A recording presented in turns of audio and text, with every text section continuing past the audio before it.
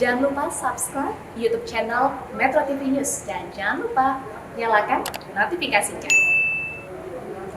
Sementara itu, selama pandemi COVID-19, stok persediaan darah di PMI Provinsi DKI Jakarta juga terus berkurang. PMI Provinsi DKI Jakarta setiap harinya menyiapkan 1.400 hingga 1.500 kantong darah dari 1.000 pendonor darah untuk melayani kebutuhan warga DKI Jakarta dan sekitarnya. Angka ini mengalami penurunan sebesar 80% dibanding saat kondisi normal. Namun masih ada orang-orang para relawan yang tetap berdonor darah, bahkan mengajak komunitasnya untuk turut berdonor darah selama masa pandemi ini. Salah satunya adalah public figure yang satu ini, yaitu Edi Brokoli yang tersambung bersama dengan saya melalui sambungan Zoom dan juga sudah terhubung dengan sambungan Zoom bersama dengan Ketua PMI Provinsi DKI Jakarta, Rustam Effendi. Selamat pagi Pak Rustam, selamat pagi Mas Edi, apa kabar semuanya? Selamat pagi, baik Alhamdulillah. Alhamdulillah, terima kasih telah bergabung bersama dengan saya. Saya kan ke Mas Edi dulu ya. Mas Edi, kan penggiat bola, public figure, influencer gitu ya. Kenapa juga masih mau untuk kampanye donor darah sekarang ini? Emang ini udah tahun ke-6 kita bikin event donor darah serentak nasional ya. Udah event ke-6 di seluruh Indonesia kita buat event serentak donor darah nasional di banyak kota di satu hari yang sama. Perbedaannya adalah memang tahun ini kita masuk ke masa pandemi. Kita buat di 1 April.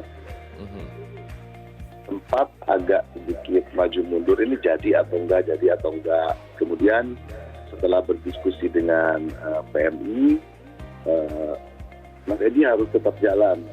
Kalau enggak malah tidak memperbaiki keadaan, malah memperburuk. Jadi harus tetap jalan. Bedanya tahun ini 1 April yang lalu, biasanya kita bikin donornya di dekat-dekat tempat nobar atau di tempat ngumpul di sekretariat. Kemarin kita semuanya pergi di 40 kota lebih itu, kita pergi mendatangi unit transfusi darah di PMI masing-masing kota. Memang ada penurunan jumlah kota partisipan dan pesertanya tentunya, tapi rupanya kalau dilihat presentasi dari tahun sebelumnya justru jumlahnya meningkat. Jadi antusiasme teman-teman yang ikut donor darah di masa pandemi ini rupanya tetap tinggi, karena kita mendapat informasi dari PMI bahwa semua pelaksanaan donor darah di UPD Palang Merah itu sesuai standar protokol COVID-19. Jadi dijamin aman, bahkan Pak JK juga menyampaikan waktu itu tetap berdonor darah, tapi sesuai dengan protokol, karena justru memang relatif setelah pandemi ini event-event donor darah yang biasa rutin dilakukan 3 bulan sekali oleh korporat, oleh komunitas, oleh instansi, hampir tidak ada. Nah, tapi sebetulnya kan permintaan darah tetap saja jumlahnya tinggi. Jadi alhamdulillah berhasil kita selenggarakan di 40 kota waktu itu. Sebetulnya kami Arsenal Indonesia Supporters hanya inisiatornya saja, tapi yang ikut donor darah itu seluruh lapisan masyarakat, termasuk fans klub bola yang lain, fansnya Liverpool, fansnya MU, fansnya Barcelona. Jadi kami punya slogan, kalau untuk donor darah beda klub yang disukai, kita gandengan tangan untuk kemanusiaan. Betul itu saya setuju. Kita kesampingkan dulu ya, walaupun inisiatornya salah satu klub ya, termasuk klub kesukaan saya gitu, Arsenal, tapi isinya welcome untuk all the fans ya, termasuk Persija, Persib Bandung, apapun ya, klub-klub yang ada di seluruh dunia. Tapi kalau Pak Rustam, kalau kita lihat sekalinya ada event, dikatakan oleh Mas Edi, antusiasme justru meningkat gitu ya. Tapi kan memang kita tahu kondisi pandemi, stok darah terus menurun. Pak JK mengatakan kita butuh 5 juta kantong setiap tahunnya secara nasional. Bagaimana dengan kondisi, kita bicara mengenai kondisi di DKI Jakarta saat ini? Baik, terima kasih Bang Albert dan juga Bang Edi ya. Saya berterima kasih tuh Bang Edi atas inisiatifnya terus mengajak kawan-kawan untuk tetap berdonor darah. Perlu saya sampaikan bahwa apa yang ditayangkan tadi di pengantar acara ini, bahwa Jakarta, PMI DKI Jakarta setiap hari harus menyiapkan 1.400 sampai 1.500 kantong darah. Ini kita distribusikan dari rumah sakit, juga rumah bersalin yang memerlukan darah setiap harinya. Artinya kalau hari ini kita siapkan 1.400 kantong darah, maka besok juga harus kita pastikan kesediaan darah itu sebanyak 1.400 juga tersedia. Supaya permintaan darah untuk esok hari juga benar-benar bisa tercover dengan baik. Nah, persoalannya memang pada masa pandemi ini ada yang pertama memang ada pembatasan orang keluar rumah. Kemudian juga perkantoran banyak juga yang mengurangi karyawannya yang bekerja di kantor. Dan juga ada semacam keraguan dari masyarakat apakah masa pandemi ini aman untuk donor darah. Oleh karena itu saya tegaskan dalam kesempatan ini, yang pertama ada segi aturan berdasarkan Pergub nomor 88 Pemda DKI Jakarta bahwa kegiatan donor darah merupakan bagian dari sektor kesehatan. Dan sektor kesehatan boleh kita lakukan. Kemudian pada saat pelaksanaannya juga, Bang Arga dan Bang Edi benar disampaikan bahwa tadi kita benar-benar mengacu pada protokol kesehatan. Artinya para pendonor yang datang untuk melakukan kegiatan donor darah, kita pastikan cek suhu tubuhnya, pastikan cuci tangan, kemudian juga pakai masker dan pengaturan jaraknya di tempat donor. Kemudian untuk petugasnya juga kita lengkapi dengan APD lengkap. Dan untuk peralatannya benar-benar kita sterilkan.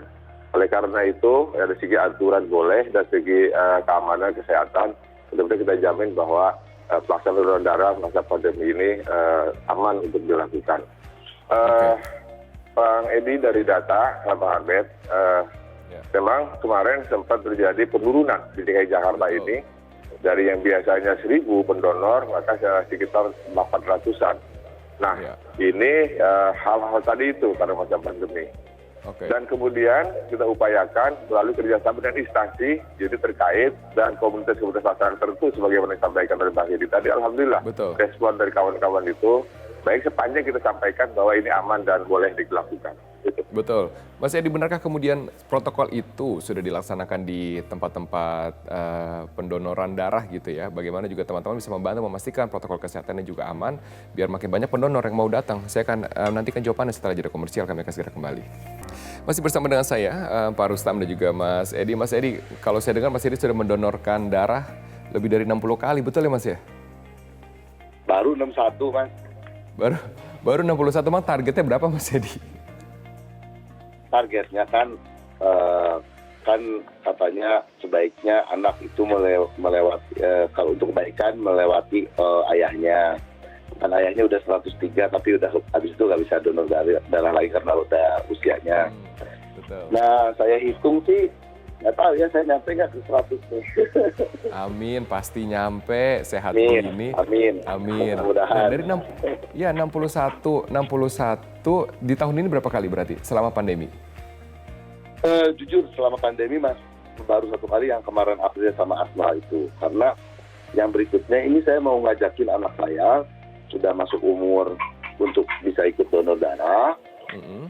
Jadi kemarin udah mau berangkat, dia agak sedikit habis diare, jadi jangan dulu deh. Pengennya yang berikutnya ini saya ngajakin anak saya gitu.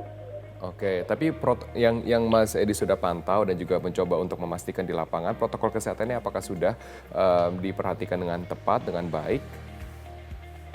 Kami kan melaksanakannya di Kota Bandung dan kami juga dapat informasi dari teman-teman di kota-kota yang lain.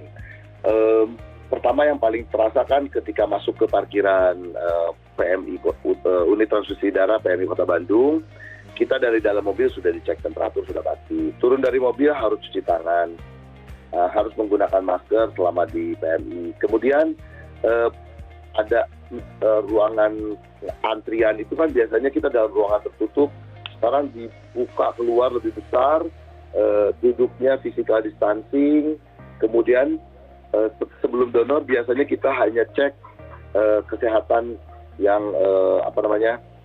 sehat hari ini, sedang minum obat apa-apa. Itu sebelum itu kita isi dulu formulir tentang COVID, 3 hari ini merasakan apa segala macam, baru dari luar kota dan sebagainya. Itu 1 April ya. Entah mungkin sekarang mungkin juga ada tambahan lagi. 1 April itu sudah dijaga oleh PMI sedemikian baik, sedemikian rapi. tidak ada yang duduk berdekatan dan sebagainya. Tapi memang secara jumlah lagu yang bisa didapat per hari, tentunya ini juga jadi penurunan sih, karena biasanya kita berkerumun, prosesnya cepat, ini tentunya agak lama. Oke, Tapi paham. ini untuk keselamatan bersama lah tentunya. Betul, Nah, untuk, tapi daripada tidak sama sekali, Ya, betul. daripada tidak Pak sama sekali Ros- kita lakukan. Ya, harus Pak kita Rustam lakukan juga kita berbicara mengenai bulan dana PMI sebenarnya ya, dalam konteks kali ini. Tidak hanya para pendonor tapi juga para mereka yang dapat mendonorkan materi. Tidak hanya darah tapi materi yang juga dapat didonorkan. Jika tidak kemudian dapat mendonorkan darah bisa dalam jumlah materi. Nah, bagaimana caranya misalnya tidak banyak orang yang seperti saya misalnya atau Mas Edi yang ingin mendonorkan secara materi. Bisakah saya membantu secara materi di bulan ini? Bagaimana caranya? Oke, ya sebelum saya jawab itu, Bang Edi, saya ucapkan terima kasih tuh, luar biasa. Bang Edi sudah 61 kali, sudah dapat penghargaan 50 kali, itu luar biasa. Dan mengajak keluarganya juga, hebat. Ya, saya berharap nanti ada penularan tuh buat teman-teman yang lainnya, terutama para artis, untuk mengajak keluarganya untuk berdonor darah. Kemudian apa yang kita lakukan ini, PMI ini kan begini, Bang Edi dan teman-teman sekalian, bahwa sepenuhnya biaya operasional PMI itu berdasarkan donasi dari masyarakat. Itu harus kita pahami betul. Tanpa bantuan masyarakat kita tidak bisa melakukan kegiatan di bagian operasional termasuk kegiatan donor darah. Dan perlu dipahami memang fungsi utama PMI itu adalah penyiapan darah dan donor darah. Tetapi ada beberapa kegiatan-kegiatan kemanusiaan juga ditangani oleh PMI. Misalnya ada bencana, ada misalnya banjir, kebakaran, juga PMI turun di sana. Kemudian untuk membantu pemerintah untuk memutus mata rantai COVID-19, kemarin juga kita lakukan mulai dari awal penyemprotan disinfektan, kemudian kegiatan lainnya berkaitan dengan penanganan COVID itu PMI selalu aktif. Nah ini diperlukan biaya untuk operasional itu. Memang Bagaimana caranya, Pak, ada jika bantuan berkontribusi hibah melalui dari materi? Nah ini dia, saya bercerita nih. Memang ada bantuan juga yang dari hibah Pemda, tapi jumlahnya tidak cukup banyak lah. Cuma sekitar 3% dari anggaran PMI secara keseluruhan. Inilah kita buat program yang setiap tahun kita lakukan adalah melalui bulan dana PMI. Tahun 2020 itu kita mulai pada tanggal 1 Oktober sampai dengan tanggal 30 Desember. Ini saatnya kita lebih gencar lagi mengajak masyarakat untuk menyumbangkan bukan hanya darah, tetapi juga dalam bentuk uang. Nah, pada masa pandemi ini memang ada persoalan karena sulit untuk ketemu langsung. Maka melalui digital fundraising yang digelontorkan oleh PMI DKI Jakarta bisa kita lakukan. Contohnya seperti ada kiris ini. Jadi kalau kita tinggal di sini kita menyumbang berapa, nah itu lebih memudahkan. Antara cara-cara seperti ini di samping cara-cara konvensional dengan kupon-kupon yang selama kita lakukan. Gitu, Baik, Pak Rustam, tidak hanya dari QR Code yang tadi juga ditampilkan dari barcode, tapi juga kami tampilkan tadi dari rekening dari dua bank, yaitu Bank BCA dan juga Bank Mandiri. Jika ingin menyumbang, sumbanglah karena dana tersebut akan kembali dikembalikan kepada masyarakat dalam berbagai bentuk, termasuk pelatihan, termasuk bantuan kemanusiaan lainnya. Terima kasih Pak Rustam Effendi, Kepala PMI Provinsi DKI Jakarta. Dan juga terima kasih Mas Heri Brokoli. Selamat untuk meneruskan kembali dan juga sehat-sehat selalu.